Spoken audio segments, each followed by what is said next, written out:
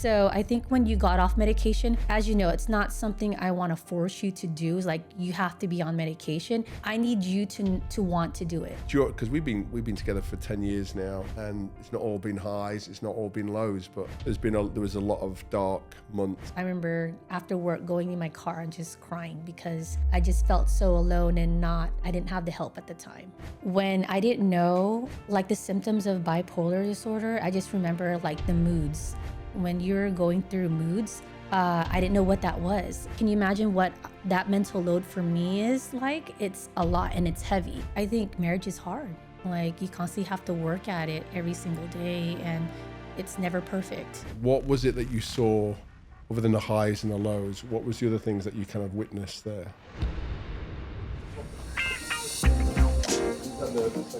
I am.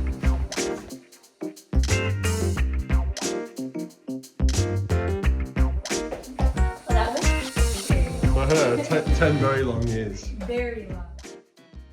Welcome to Welcome Me Brother. Today's episode is a very special guest. I'm very excited, as you can probably see from my face. This young lady has taken a little bit of persuading, but the biggest guest in my eyes that we've had on so far. Anna is my wife, and today we're talking about something that doesn't get talked about enough. What's actually like to live with someone who has a mental health disorder. This episode today isn't about me, it's about the spouses, the partner, the person standing next to someone who is struggling. Before we start, I just want to say this. Conversations like this are exactly why I am walking and running across America in April. Walk With Me Brother isn't about proving something physically. It's about creating a space for real conversations in towns across the country, so men and their families don't feel alone. Too many men are silently struggling, and too many partners are silently carrying that weight. If this mission resonates with you, the GoFundMe link is in the show notes in the bio. Every donation helps us bring the message into schools, communities, and across 2,500 miles across America. Let's talk about the real side of this today, and let me introduce today's guest, Anna, my wife. For people who don't know, you're the mother of our two wonderful children, and you've really been there for me, with me, and through the trenches. I want to be honest, if I've messed up along the way, I'm sorry, but I think because of you, I think everyone who knows me, because of you, I am still here today. So welcome on. I know you've reluctantly come on today, but thanks for coming on. All right, I'm Anna Pollard, but actually my real name is Anne Lorraine Pollard. My friends call me Anna. I am a California native. I grew up in actually a small little city from Carson, California. We've been together for about 10 years now, and we met on Tinder when Tinder wasn't a hookup site. So yeah, we are one of those success stories with Tinder. So you have been my partner throughout many years. Today's episode, and the reason why I've wanted you on, is really because I think there's a silent struggle with any mental health relationship at home. Normally the spotlight is on the person with the mental health problem. Not enough is said about the spouses and what they have to go through, he and she, and the support that maybe they could give them or have given them, the signs that they could see and the things that they can do. And it would be pointless of me not to have you on here, seeing that you have been the founder of everything and the reason why I'm here today. So just maybe just share some of the things that we've done and the things that you've done, and I'm sure you're going to help a lot of people.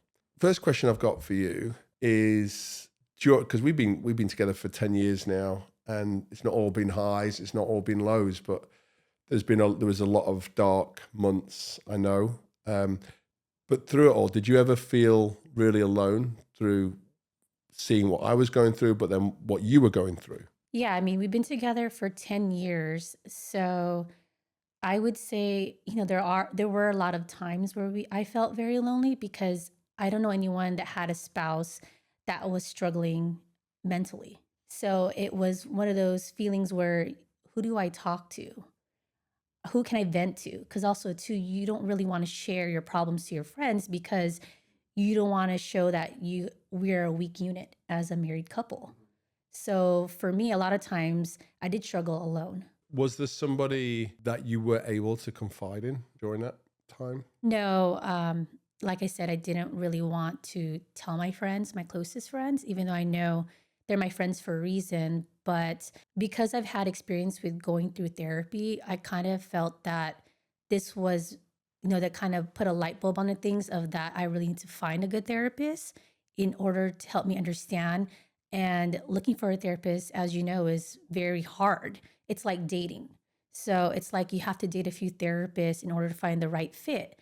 And, I was very specific on like what I wanted to look for was I wanted someone that can relate to me as like I am a mother, I'm a working mom, and also being a spouse of somebody that's struggling with mental health, such as bipolar disorder, because it's very specific. So that made the challenge of finding a therapist even harder.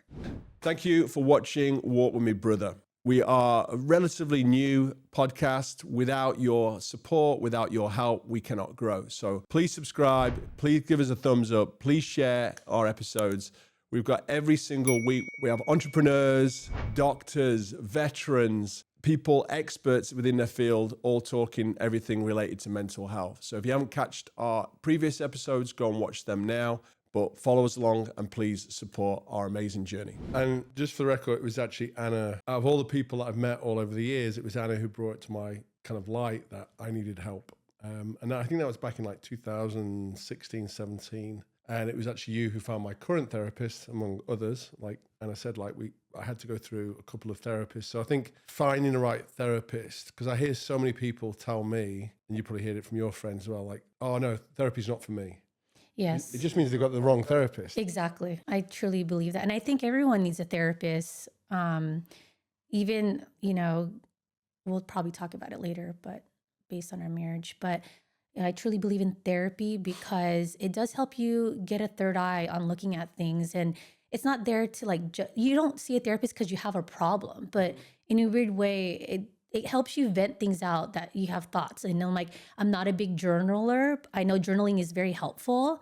I want to incorporate that into my everyday life, but obviously it's hard because I feel that when you're writing in a journal, your hands kind of get tired. But I heard putting something from pen to paper is very helpful and, kind of soothing and freeing in a weird way. So were there moments back then? I mean, we've kind of ironed out, we're in a different place than what we were, but I want to take you back to the darker times, the tough times. Were there moments there where you felt like completely overwhelmed?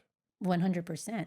I think in the beginning, when I didn't know like the symptoms of bipolar disorder, I just remember like the moods. When you're going through moods, I didn't know what that was. It goes from up to down, like extreme happiness to like extreme sadness. And that was very alarming because it affected our relationship before we even got married. So it was like, whoa, this put on the red lights, like what's going on?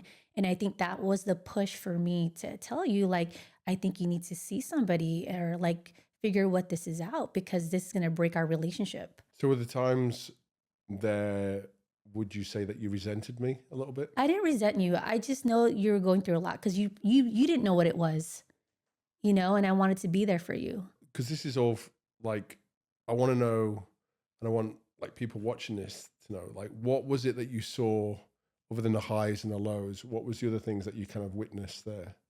I thought the mood swings were pretty crazy. I mean, I remember when the lows are lows, it worried me because I don't know anyone that was dealing with depression because your lows are so low that I didn't know how to help you or get you out of it, But then as your spouse, I feel like I realized that you're going to be okay. You need to get yourself out of it because now what's the triggers of you going through it. And all I can be there is be there for you and kind of let you know when you're being triggered. Like now we kind of know, right? As far as like when you're not sleeping well, when you start to have anxiety, you have insomnia, you're very irritable. Like when I start noticing those signs, I kind of hint to you like, okay, is this, are you having, symptoms of your bipolar disorder? Well, there was a lot of times there when we've talked about it since, and you use the phrase "you're walking on eggshells," and I think that's something. And again, I don't think it's ever perfect. I think there's always room for improvement, but I think people say communication is key. Would you say that was true for us at that time, and how do you think that's evolved since we've become like more open to talking about this? Yeah, well, talking about the eggshells is 100% how I felt in the beginning of our, when you're going through it. I think it's because also at the time you didn't want to deal with medication. So there was also that put into there is you're like, no, I want to take a break from medication. So that worried me even more of walking on eggshells because as a spouse, our biggest fear is that one day I'm going to wake up and you killed yourself. So can you imagine what that mental load for me is like? It's a lot and it's heavy. I think the added layer is that now that we have kids, and in my mind, honestly, it makes me think that if you did that, I would think that you were very selfish because you're not thinking about your family if you went down that road, But I know you dealing with your bipolar disorder is a huge struggle for you on a daily basis, but I've seen you cross the bridge, as in from when you started to how you are now, you've evolved into a better person, a better you. I think therapy has helped a lot with our relationship, not even when we're having problems, but now us being married for so long now that I think marriage is hard. Like you constantly have to work at it every single day and it's never perfect, and yeah, the kids are there. That's an added layer. And sometimes you put your kids as a priority first and your spouse second. And I know that bothers you at times. And I know we need to put each other as a priority, but I feel like it's ebbs and flows. There'll be times where we're more present with each other, where we have more time to give each other like quality time. But sometimes it's gonna be a miss, because with what's going on a daily basis with our family. What would you say didn't work? Would you say there was things that, I mean, I know we talk about like me coming off my medication, and that was a big thing for you because it was like, why would you do that? Why would you threaten, especially when you got children? But for me, I was just flatlining every day. I was like 5 out of 10. The medication, for me, it got me out of bed, and that was about. But I just thought to myself, this is no way of living. And I know that kind of affected us at that time because you thought, well, how could you're not doing anything? Like, what's the plan now? Well, remember, yeah, when you got off your medication, I saw you said you wanted to feel because you felt like you're at a 5 every single day.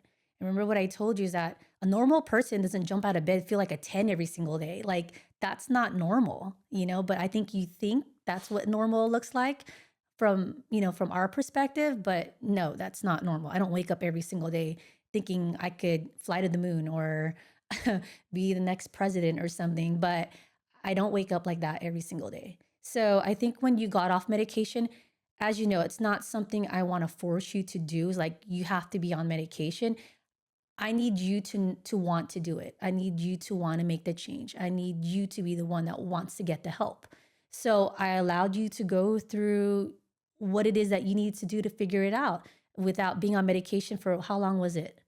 Well, I came off April 2024. January 2025, I officially got sober, and then ketamine infusion therapy started June 2025. So it was well Over over a a year. year. Yes. And that was probably one of the hardest years we've had as a married couple because I saw the highs and lows way more frequently, but I couldn't push you to get the help if you didn't want it. I think the last straw was like, I could see you struggling like I can. And then I think you even realized that when you hit your lows, it was so low you couldn't even get yourself out of it, like you were in the garage. And there you go. It hit me. I was having the overwhelming feelings, walking on eggshells, worried about you, but at the same time, it's like I don't know what you needed for me to let you know it's okay. Like you'll come out of it because you also saw your therapist too. So as a spouse, that's what worried me. I had the worried feeling, and I had our kids to think about. Like, how do I get myself out of this? How do I help you? Like, it's a lot. It's a heavy load to carry. If you are struggling right now, or if you know somebody who is, please talk to somebody. Please reach out to someone. Talk to a friend or call a trusted helpline.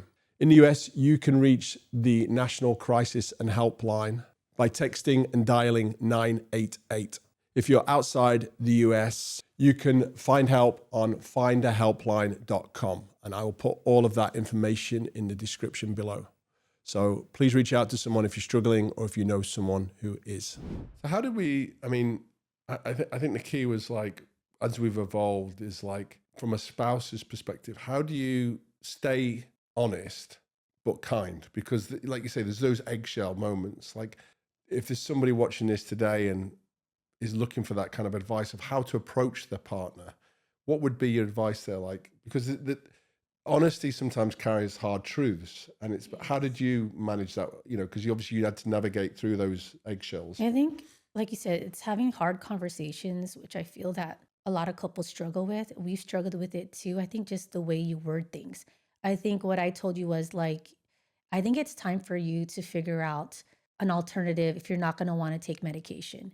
And I think that opened up the books because you said you're on board. You're like, yes, I'm willing to look at other alternatives, which was great because it was a win. I'm like, okay, this is good. Like, you don't want to get on medication, but you got to find something out because this is not sustainable long term with you going through the highs and lows. Because I don't know how long your lows are going to last. Is it a week? Is it 2 weeks? Is it 3 weeks? I have no idea. But I could tell it's just very erratic behavior, you know? And I remember the conversation of ketamine therapy. I was seeing my therapist, and she also recommended, like, has your spouse ever thought about ketamine infusion therapy? I'm like, no, we've heard about it. And I think at the time we knew that I didn't hear too much about it, but I know it wasn't covered by insurance. And I think you spoke to your therapist, and he also suggested to looking into ketamine therapy infusion. And you're like, I'm open to it. I will try it. Like, why not? You know? So that was a relief for me. And what did I do? I jumped on board and started researching ketamine infusion therapy for you. And that's how I found one of your favorite persons out there, Dr. Jeff You did, O'Neill. and I actually filmed Dr. Jeff.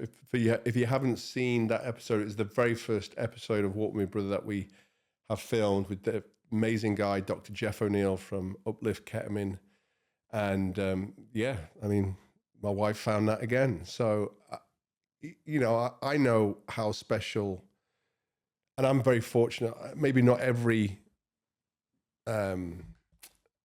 person out there has that kind of support from their spouse. So I am eternally, and you know how much I love you for that. And I think during this time, during those kind of darker days, what did you need from me that I wasn't giving you? Can you remember? I think you weren't really communicating with me when you're going through your lows because you get very distant, you know, and that's for me was an alarm going off. Like, I didn't know. I felt like I was suffering in silence too as a spouse because you weren't really communicating what you're feeling. And I know because you said this in the past is that you don't really want to let me know what you're thinking because you said it'll make me cry, like because it's very dark, like the voices in your head and whatnot. So, and I can't imagine about those voices. I get it. You don't want to share that with me because I think you don't want to scare me also about how dark they were. Um, but yeah, I wish you communicated with me more of how I can help you. But I feel like for you, you needed to just figure it out yourself. I'm not sure. Like, what is it that you needed from me as a wife during those times? Because I didn't know what to do. I felt like I just had to give you your space and let you, you know, ebbs and flows and go through it and get yourself out of it because you knew it was just a phase. So if there's, I mean, any advice going back there, is there anything in that kind of, when you're giving me space, do you think you gave me kind of too much space there? Did it maybe not enough? Was there I think I anything gave you too much space. Maybe I wish that we had more conversations. I think it, from a spouse point of view, that's the eggshell feeling of not knowing what I can do to be a supportive, you know, spouse. It's hard because I remember when you're going through some of those lows, like I even started researching, like resources about spouses that live with, with someone that has bipolar. And honestly, there's not a lot of resources out there. So I even tried looking up podcasts, like anything I can get my hands on to get more grasp of someone that can relate to me. But I felt like the resources were kind of slim. Yeah, I think what's important, like one thing I want to kind of outline, like the therapy helped, sobriety has definitely helped, ketamine therapy has helped, but of all those things, I had to be the one that wanted to fix myself. Like, I wouldn't say that you were the one that fixed me, but you were the one that gave me the push and the help. But I had to want to fix myself. I think that's really super important. I think there's people that just don't want to be helped and don't want to be fixed, and there's a message around that. But I think in the end, there was something somewhere that, and I think it was you that made me realize that I had to fix myself. I had to put in the work, and I'd put in the work. I'd put in the frustrating years of taking different medications, but like I said, I think I said to you before I did the ketamine therapy, I was like, this is it. This is the last roll of the dice for me. It was, I think that before, I remember before your therapy, remember we talked about this about ketamine infusion therapy. You're open to it, but I think you're finally honest with yourself and you're vulnerable with yourself and to your family about what the struggles you've been dealing with, and that is huge. Because I think you just didn't want to hide anymore, and you just wanted to be honest to all your loved ones of the struggles that how you really felt. I think you were at first scared to tell us, but I bet you felt so much more relief that you were able to do that. And this is prior to ketamine therapy. And honestly, like it's changed you so much since you started. Like you're just a breath of fresh air now, like to be around. You know what I mean? Like you're a lot more happier. I could see, and I think you move with intention now, and you do have a purpose. And this is why I'm very supportive of you and what you want to do. Even though your ideas are so crazy, I swear every day I come home and you just have these wild ideas, and nothing surprises me anymore with you. well, I will say, living with me, the one thing I always get from my friends and family is like, how does she do it? Like, how does she put up with you? Like, living with me is just not. I know it's not been easy at all. But how did you protect yourself from all that? Because it takes a saint to go through what you've been through. So how did you manage yourself and protect yourself during all of those turbulent years? I think the number one thing for my advice, especially to spouses and working moms and just moms in general, you have to give yourself self care at least 1 hour a day. Like I know we get so overwhelmed and caught up with being a mom and a wife, but you forget about yourself. And I think you've seen that too as a spouse like me. You thought I was unhappy, and I think I wasn't happy for a bit because I didn't do anything for myself. I felt like I was giving to everyone else but myself. And I think what changed the leaf was that I started incorporating more self care for myself, doing things that I love to do.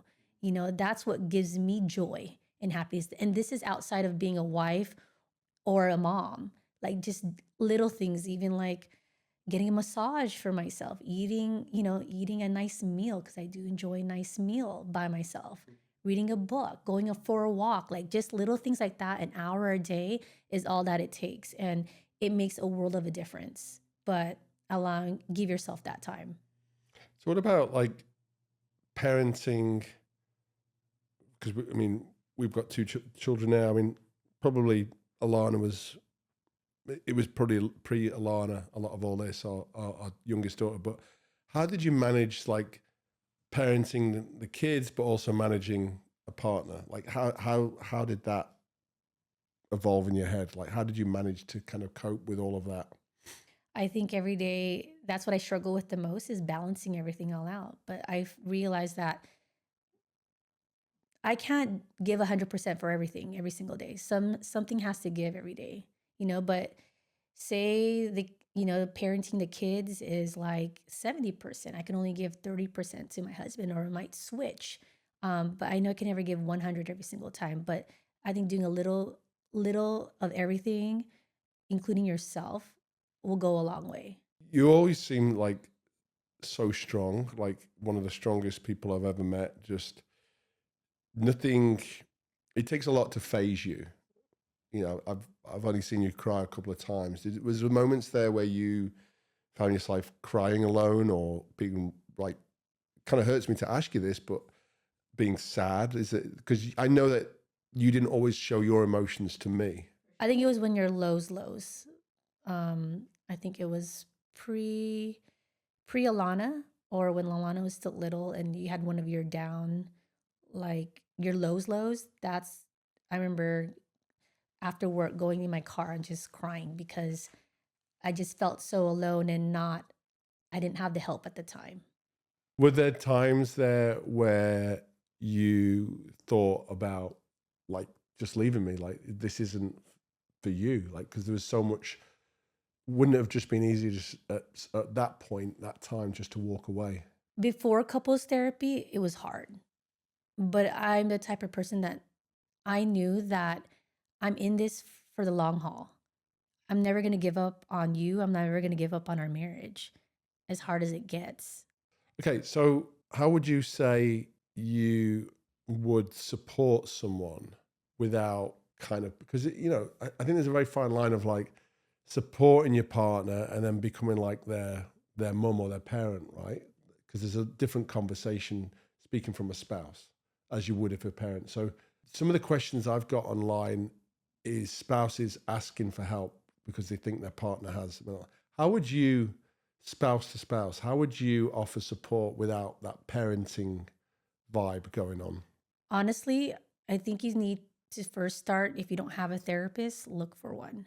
Find a good one. And I know it's hard, but it'll go a long way because it's a professional and it's your way to vent everything you're thinking of or whatnot, of not knowing what to do. But finding a good therapist is the first advice I would give to any spouses that feel like they need help.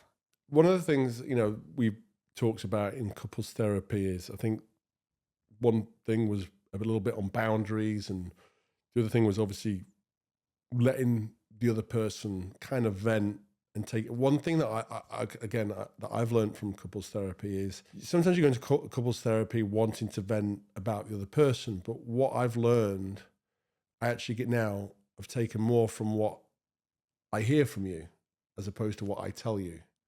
So actually being able to listen to you, I've been able to, with the tools of the therapist that we've got, being able to go away and actually hear what you say, not just through the ears, but actually by witnessing you. Is there anything there that you've learned from us going to couples therapy that have helped us?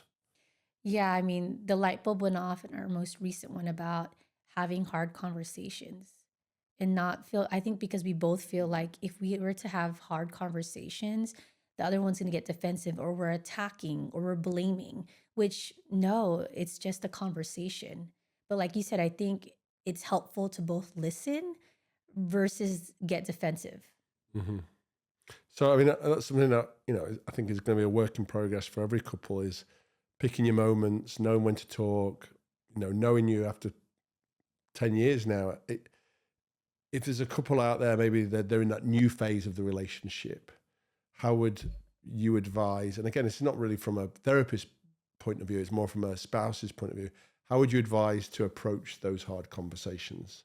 Is there a time and a place? Is the mood? Is it getting the partner when he's in a good mood, when he's in a bad mood, when he's down? What would your advice be there? Personally, I'd prefer if they're in a good mood to have these conversations. But it's funny because what I learned from therapy through individual therapy and couples therapy, it's really all how you word it so that it doesn't come off as attacking. So, and I'm still learning how to communicate better in that way, but it all comes down to communication, right? So, I think finding the time to like have conversations is the first step. And I think just reassuring your partner, I'm here for you. I want to help. This is how I've been feeling lately.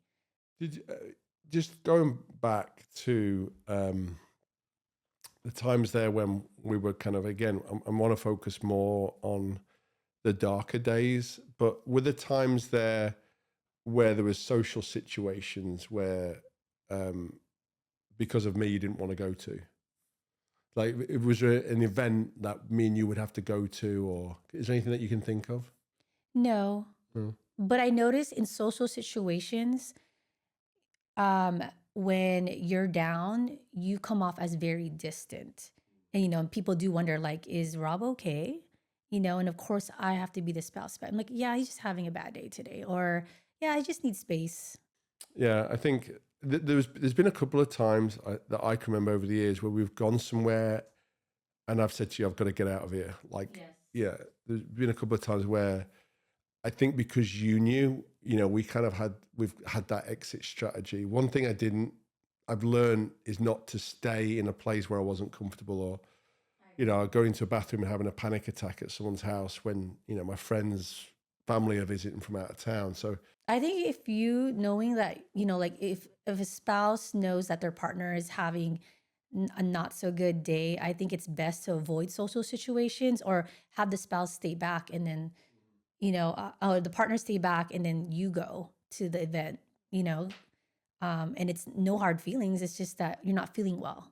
you mentioned before about not really something that you want to talk about with your friends. It's not something that you could probably go and, let's say, vent to about your relationship, because we've always kind of come across as a very strong couple. Is there anything that friends could do better to support, the friends who are married, out there? Is there, because it's like you say, you were not forward in speaking to your friends because of what they might think. Yes, 100%.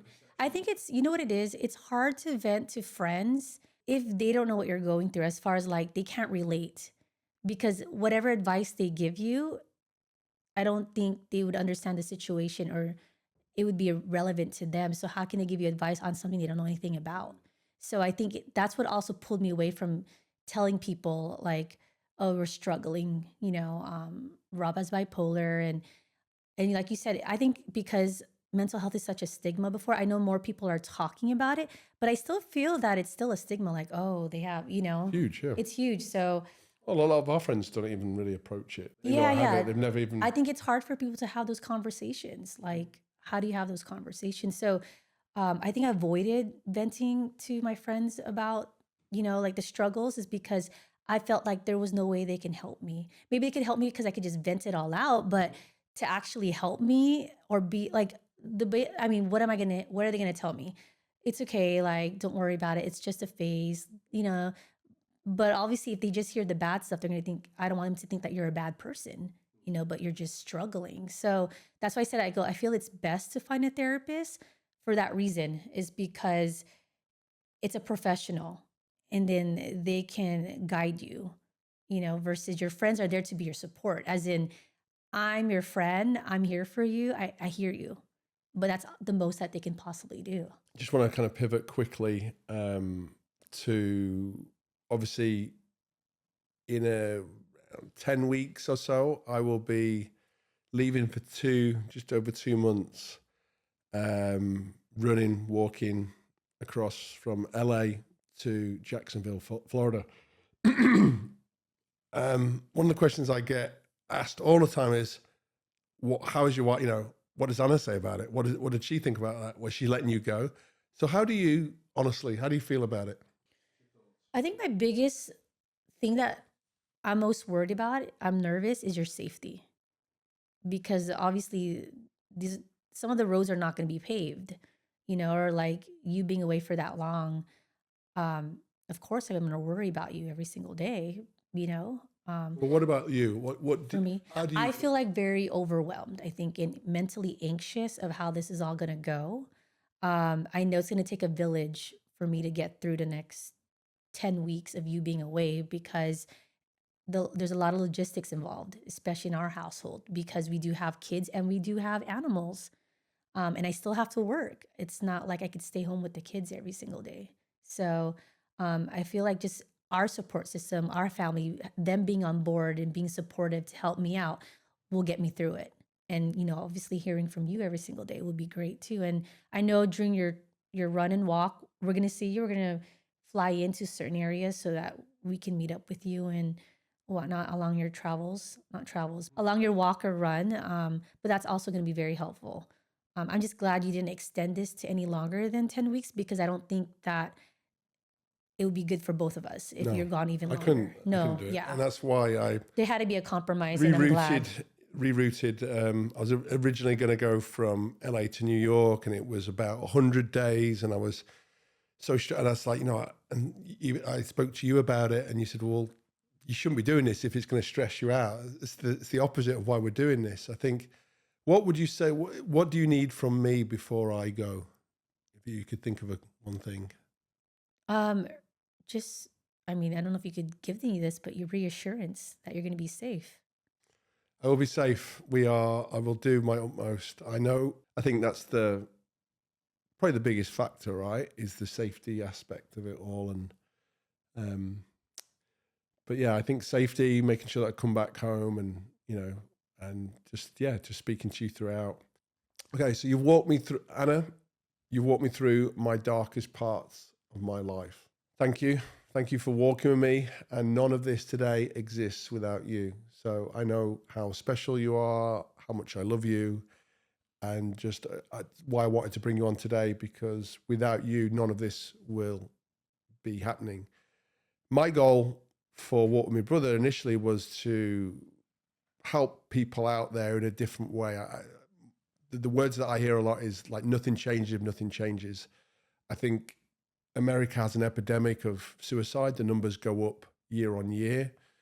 And what can I do? Like, maybe I could help one person out there. Maybe we could help one person. So if there's somebody sitting there this time next year because of this walk and run, that's all I want to do. And I don't know if the kids, being as young as they are now, they obviously won't understand, and they probably won't understand why daddy's doing it. But I really hope one day that they do. If this conversation today has helped you, please share it. And if you want to support this mission, please check out our GoFundMe link, which is in the description.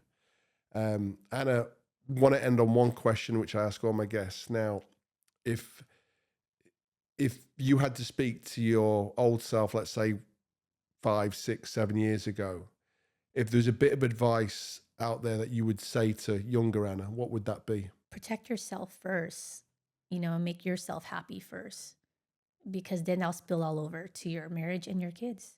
And that's it. Thank you so much. Hope you've enjoyed today's episode. Please check out our other episodes. But thank you, darling, for coming on today. You're welcome. Thank you.